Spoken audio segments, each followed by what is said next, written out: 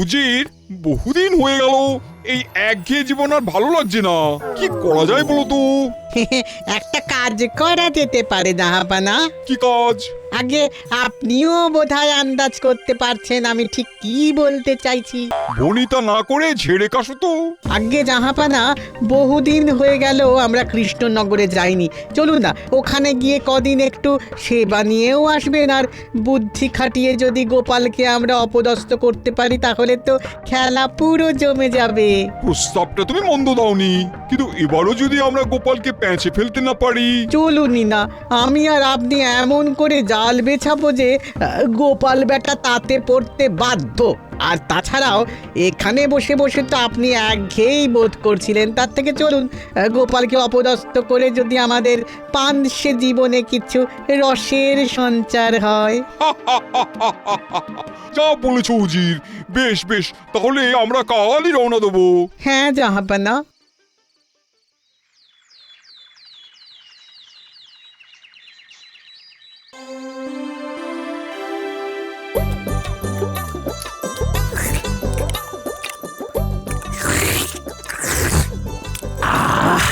পায়েসটার কি স্বাদ হয়েছে মন্ত্রী! ও অসাধারণ, অসাধারণ! সত্যি আমাদের যে বাঙালিদের 12 মাসে 13 পার্বণ, আর সেই পার্বণ উদযাপন করার মধ্যে যে কি আনন্দ! আহা!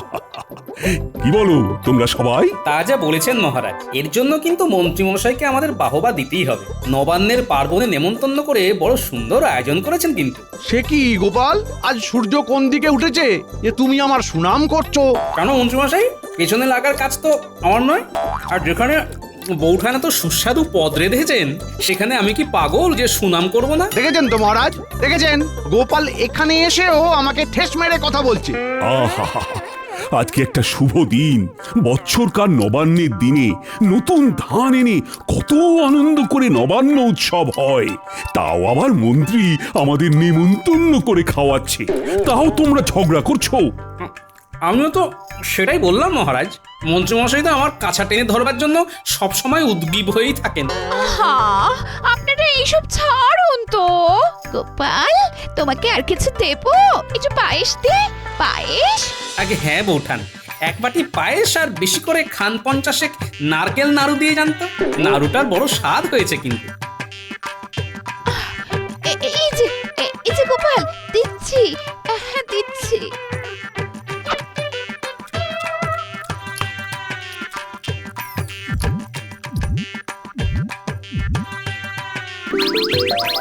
তুমি একসাথে এতগুলো নাড়ু খেয়ে ফেললে গোপাল, আমার তো ভাবলেই বদ হজম হয়ে যাচ্ছে। তবেই তো আমার নাম গোপাল। আমি যেমন খেতেও পারি তেমন ঘোল খাওয়াতেও পারি, কি বুঝলে?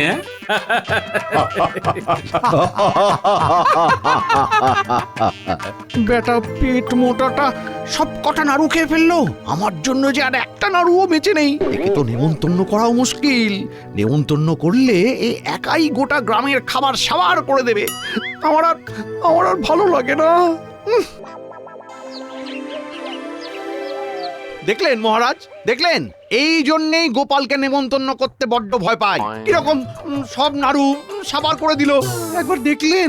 এটা কিন্তু মন্ত্রীমশাই আপনি ভুল বলেননি। অতগুলো পায়েস, পিঠে, পাটিসাপটা খাবার পর তার উপরে আবার খান 50 নাড়ু।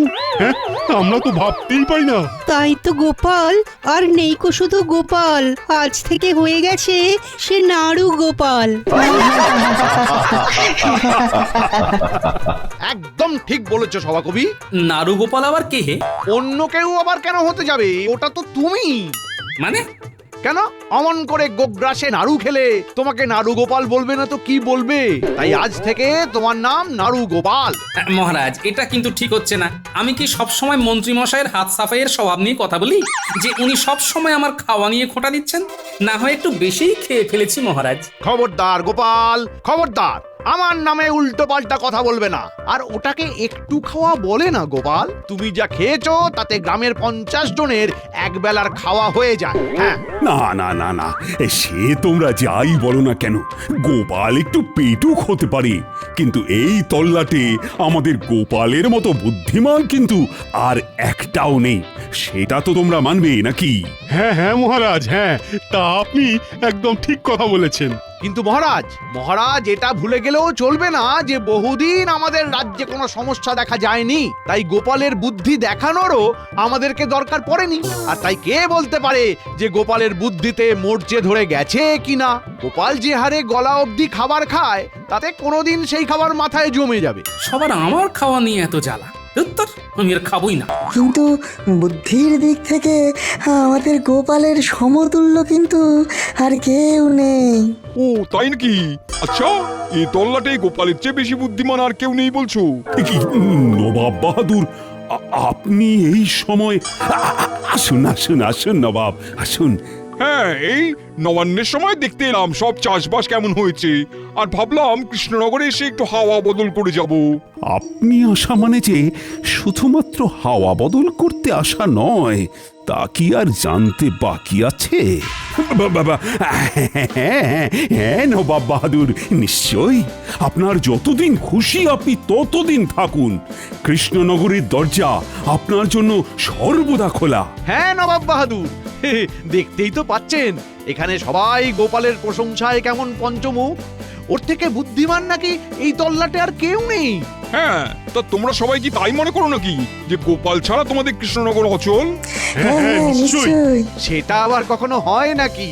ও তো একটা ভাঁড় ছাড়া একটা রাজ্য চলে যাবে, কিন্তু মন্ত্রী, সেনাপতি আর বাকিদের ছাড়া কোনো রাজ্য চলতে পারে না নবাব বাহাদুর।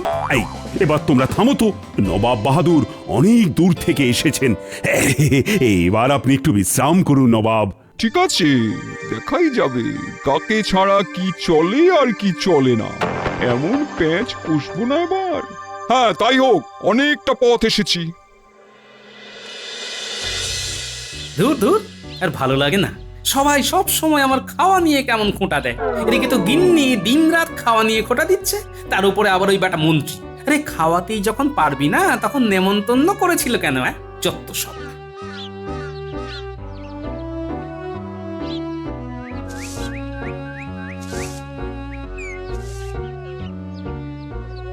কি গো, আজ আবার মুখ করে আছো কেন?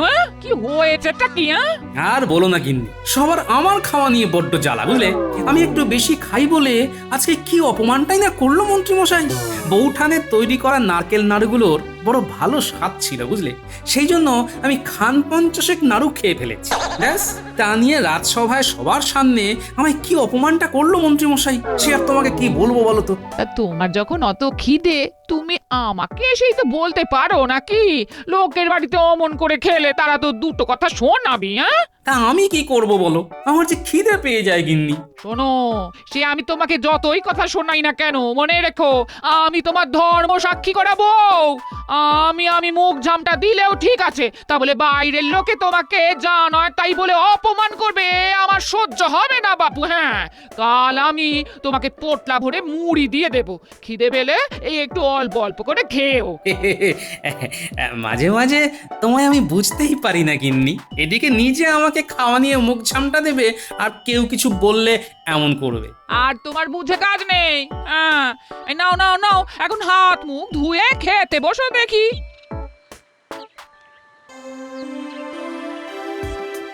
বুঝলে কৃষ্ণচন্দ্র, আমি কৃষ্ণনগরের পাশে যে জঙ্গল আছে সেখানে একটু ঘুরতে যেতে চাই। সঙ্গে তুমি, মন্ত্রী আর গোপাল যাবে, আমায় ঘুরিয়ে নিয়ে আসবে। অনেকদিন ওদিকটা যাওয়াও হয়নি। হঠাৎ নবাব আমাদেরকে নিয়ে যেতে চাইলো কেন? কি জানে কি মতলব আছে। আজব জ্বালায় পড়েছি বাবা, পড়েছি নবাবের হাতে। ঘুরতে নিয়ে যেতে হবে সাথে। একবার শুধু চলো, তারপরই তোমাদের সব ধনুর পনুর বেরিয়ে যাবে।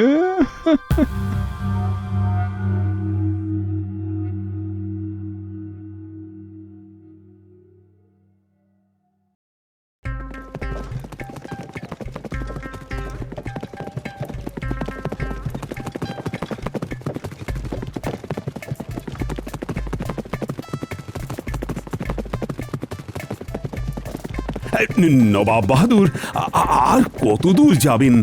মানে আমরা তো যথেষ্ট গভীর জঙ্গলে এসে পৌঁছেছি, আর এই রাস্তাটাও তো আর চেনা লাগছে না। এখানে কোথায়? এখনো তো আমরা আসল জায়গায় এসে পৌঁছইনি।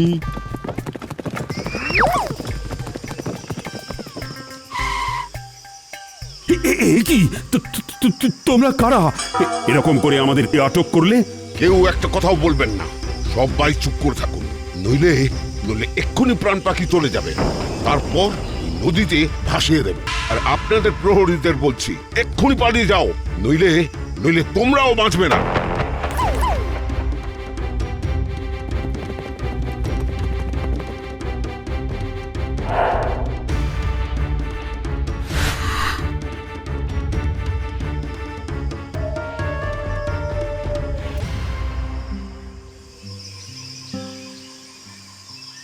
এবার ওদের চোখের ঢাকনা খুলে দাও।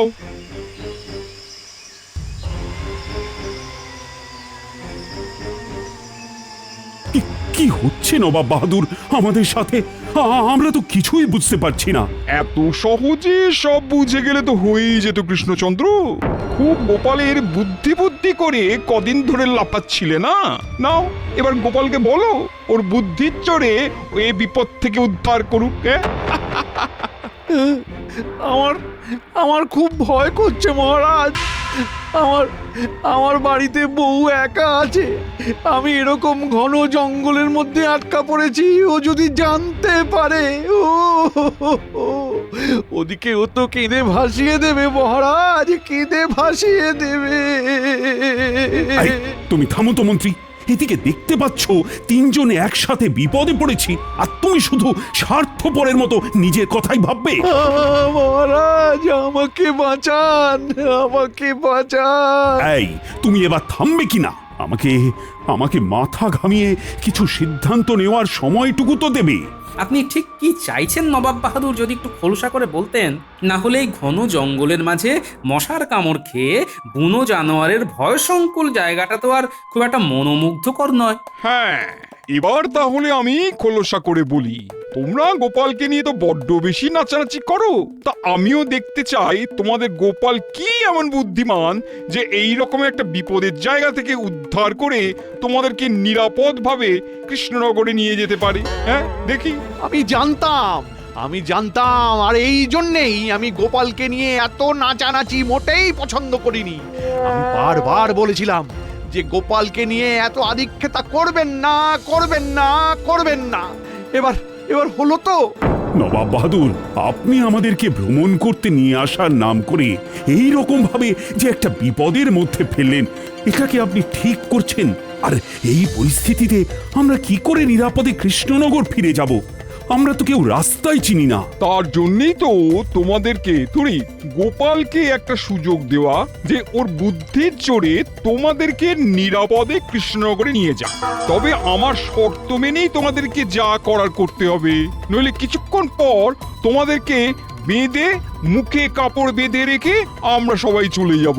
আর যদি এখান থেকে সবাইকে উদ্ধার করতে পারো, তবে 1 বছরের জন্য কৃষ্ণনগরের খাজনা আমি মুকুব করে দেবো, বুঝলে? কি শর্ত নবাব বাহাদুর? আমার তো ভেবেই হাড় হিম হয়ে যাচ্ছে। আগে এ যাত্রায় বাঁচবো কিনা তারই ঠিক নেই, আর আপনি খাজনা মুকুবের লোভ দেখাচ্ছেন। হ্যাঁ, তার জন্যই তো এত বড় একটা সুযোগ দিচ্ছি তোমাদের। এবার আসি কাজে কথায়। নিশ্চয়ই লক্ষ্য করেছো, তোমরা যেখানে দাঁড়িয়ে আছো তার দুদিকে দুটো রাস্তা আছে। একটা দিকের রাস্তা কৃষ্ণনগর যাওয়ার, আরেকটা দিকের রাস্তা ঘন জঙ্গল সহ বন্যজন্তুর বাসস্থান, বুঝলে? দুটো রাস্তার সম্মুখে দুজন প্রহরীকে আমি নিযুক্ত করছি। একজন শুধুমাত্র মিথ্যে কথা বলবে, আরেকজন শুধুমাত্র সত্যি কথাই বলবে। এবার গোপাল দুজনকে একটি করে প্রশ্ন করতে পারবে, কিন্তু দুজনকে একই প্রশ্ন করতে হবে। আমি কিন্তু এটা বলে দেব না যে কে মিথ্যে কথা বলে আর কে সত্যি কথা বলে। এবার গোপাল কোন প্রশ্ন করে তোমাদেরকে নিরাপদভাবে কৃষ্ণনগরে নিয়ে যেতে পারবে সেটা দেখো। হ্যাঁ, গোপাল ভাই, গোপাল ভাই আমার, তুমি দয়া করে তোমার বুদ্ধি খাটিয়ে আমাদেরকে এই বিপদ থেকে রক্ষা করো। বাড়িতে আমার বউটা একা আছে গোপাল, আমি যদি মরে যাই কি হবে বলো তো? হ্যাঁ, আর আমার বউ তো তার অষ্টসখীকে নিয়ে একসঙ্গে আমার বাড়িতে থাকে, তাই না? আর তাছাড়া মন্ত্রীমশাই, আপনার তো আর আমার বুদ্ধির উপরে কোনো ভরসাই নেই।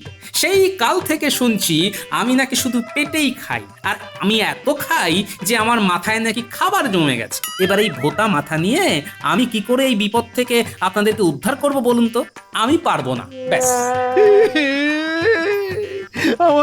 আমায় ক্ষমা করে দাও গোপাল, আমায় ক্ষমা করে দাও।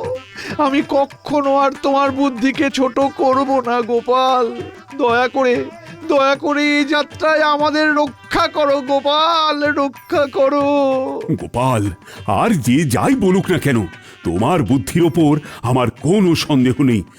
তুমি তুমি দয়া করে একটু মাথা খাটিয়ে আমাদের এই বিপদ থেকে উদ্ধার করো গোপাল, আমি তোমায় অনুরোধ করছি। ঠিক আছে মহারাজ, আপনি যখন বলছেন তখন আমায় একটু সময় দিন, আমি দেখছি।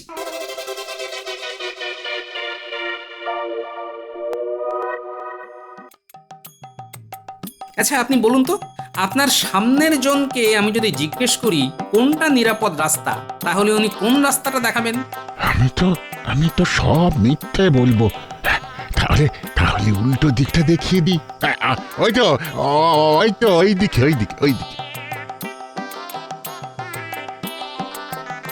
আপনাকেও একই প্রশ্ন করব। আপনার সামনের জনকে আমি যদি জিজ্ঞেস করি কোনটা নিরাপদ রাস্তা, তাহলে উনি কোন রাস্তাটা দেখাবেন? আমি তো সব সত্যি কথাই বলবো, তাহলে সামনের জন তো বিপদসংকুল রাস্তাটাই দেখাবে। মহারাজ, পেয়ে গেছি রাস্তা, চলুন এই দিকে। তোমার জবাব নেই গোপাল, তোমার একেবারে জবাব নেই।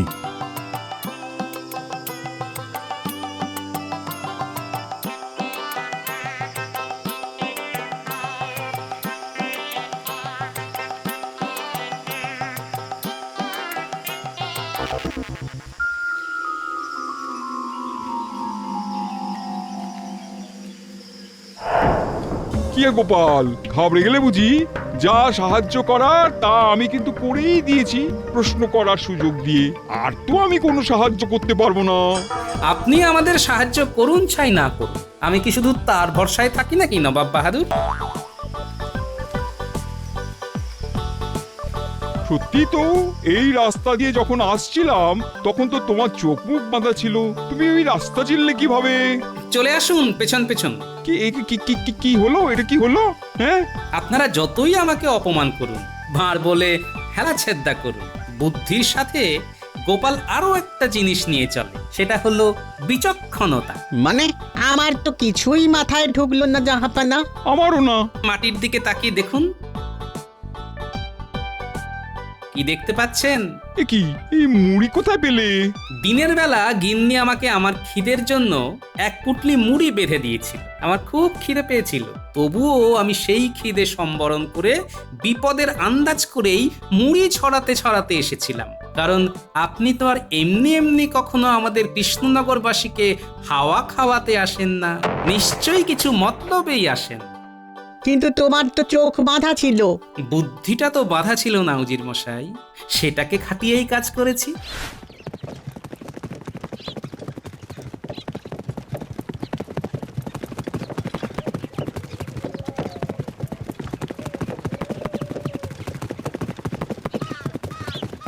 এবার দেখলেন তো নবাব বাহাদুর, গোপালকে ঠিক কি কারণে আমরা এ রাজ্যের রত্ন বলি। আপনার শর্ত মতো আমি সব কাজই করেছি নবাব বাহাদুর। এবার নিশ্চয়ই 1 বছরের খাজনা মকুব করে দিতে আর কোনো সমস্যা নেই। না, বলেছি যখন তখন তো মুকুব করতেই হবে। তোমাদের 1 বছরের খাজনা আমি মুকুব করলাম। চলুন জাহাপানা, আমাদের আর এখানে থাকাটা মোটেই শোভা পায় না। ও, কৃষ্ণনগরের মহারাজ, মন্ত্রী এবং তার রাজসভার সদস্যকে বন্দি করে মেরে ফেলার হুমকি দেওয়াটা মুর্শিদাবাদের নবাবের খুব শোভা পায়, তাই না উজির? উজির, চলো চলো চলো চলো বলছি, চলো এক্ষুনি এখান থেকে। আর মুখ দেখাবার মতন কোনো মানে নেই আমাদের। চলো চলো।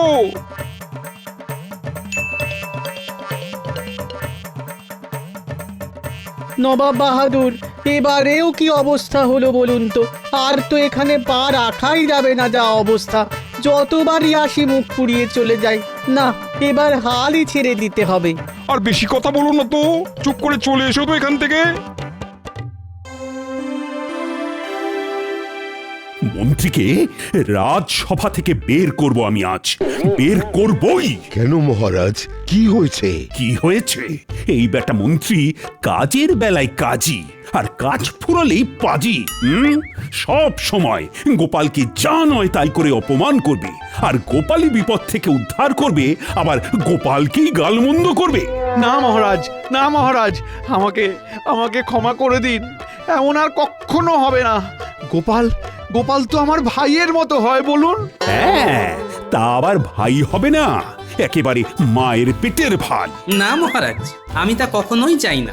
আমাকে সে মন্ত্রীমশাই যতই অপমান করুন না কেন, আমার জন্য কারুর কোনো ক্ষতি আমি চাই না মহারাজ। এই এই শুধুমাত্র তুমি বললে বলে আজ মন্ত্রীকে আমি ছেড়ে দিলাম গোপাল। আর তাছাড়া মন্ত্রীমশাই না থাকলে আমি কার পেছনে লাগবো, আর কার বাড়িতে নেমন্তন্ন খেতে গিয়ে খান 50 নাড়ু খেয়ে ফেলবো বলুন তো? হ্যাঁ